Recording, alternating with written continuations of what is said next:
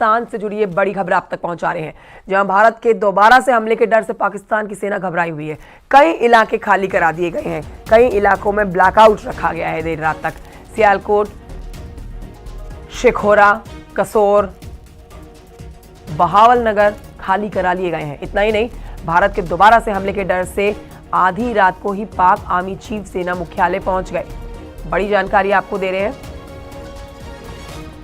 पाकिस्तान के अंदर डर देखा जा रहा है, पाकिस्तान की सेना डरी हुई है भारत के दोबारा अटैक करने को लेकर, और इसीलिए देखिए इलाके के इलाके खाली करा दिए जा रहे हैं पाकिस्तान की तरफ।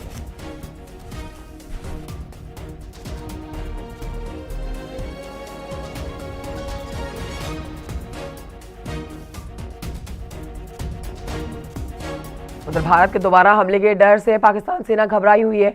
कल रात भारत के हमले के डर से रावलपिंडी में ब्लैकआउट रहा है। रावलपिंडी में अगले आदेश तक ब्लैकआउट रहने वाला है। रावलपिंडी में पाकिस्तान की सेना का मुख्यालय है।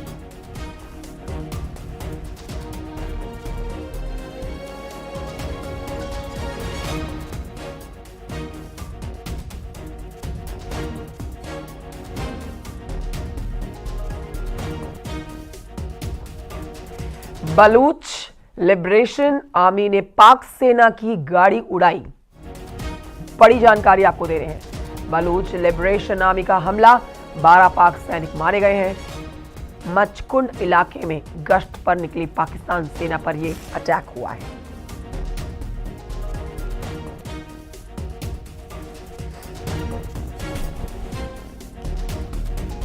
उधर राजौरी में, पुंछ में एलओसी पर पाकिस्तान की ओर से फायरिंग। भारतीय सेना ने पाकिस्तान को मुंह तोड़ जवाब दिया। जम्मू, कठुआ, सांबा, पुंछ, राजौरी में स्कूल बंद है।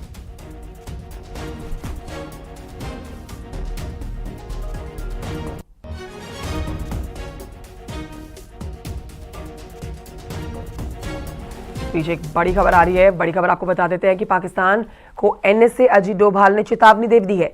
अजीत डोभाल ने कहा है कि भारत का इरादा आगे बढ़ने का नहीं है, लेकिन अगर पाकिस्तान की तरफ से कार्रवाई हुई तो हम देंगे मुंह तोड़ जवाब।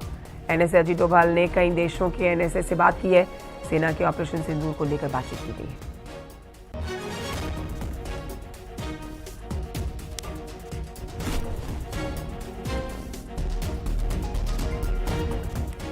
ऑपरेशन सिंदूर की सफलता के बाद आज सुबह 11 बजे सर्वदलीय बैठक होने जा रही है। आपको जानकारी दे देते हैं कि इस बैठक में केंद्रीय गृह मंत्री अमित शाह, रक्षा मंत्री राजनाथ सिंह होंगे शामिल। कांग्रेस से मल्लिकार्जुन खड़गे, राहुल गांधी होंगे शामिल। ऑपरेशन सिंदूर के बारे में विपक्षी नेताओं की जानकारी ली जाएगी और उनसे भी चर्चा की जाएगी।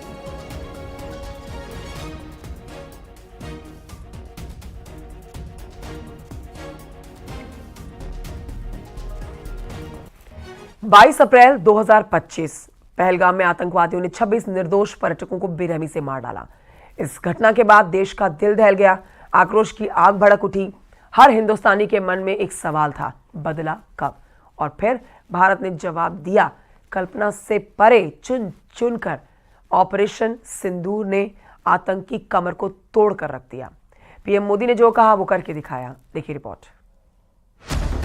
अब आतंकियों की बची खुची जमीन को भी मिट्टी में मिलाने का समय आ गया है।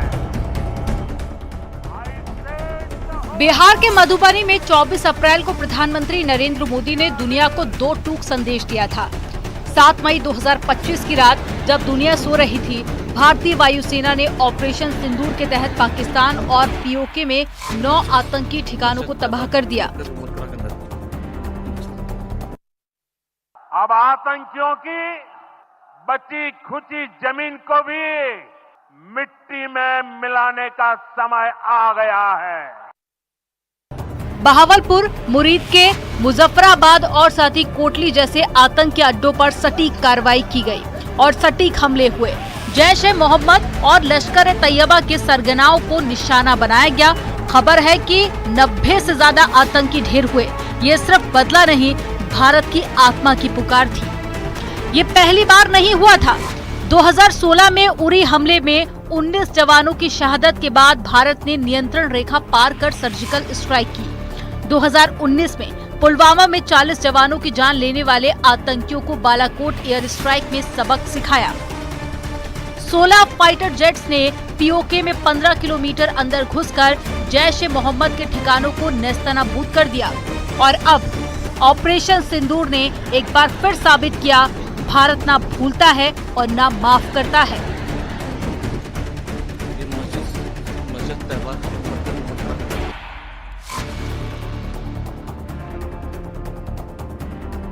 प्रधानमंत्री मोदी ने खुद इस ऑपरेशन का नाम सिंदूर चुना, क्योंकि पहलगांव में आतंकियों ने पुरुषों को निशाना बनाया, औरतों का सुहाग छीना और कहा था कि जाओ मोदी को बता देना।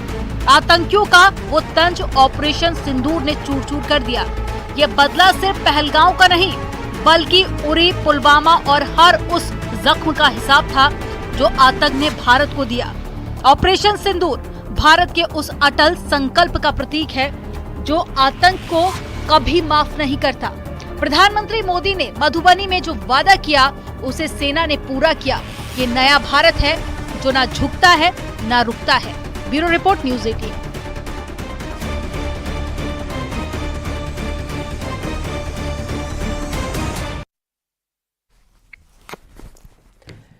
ऑपरेशन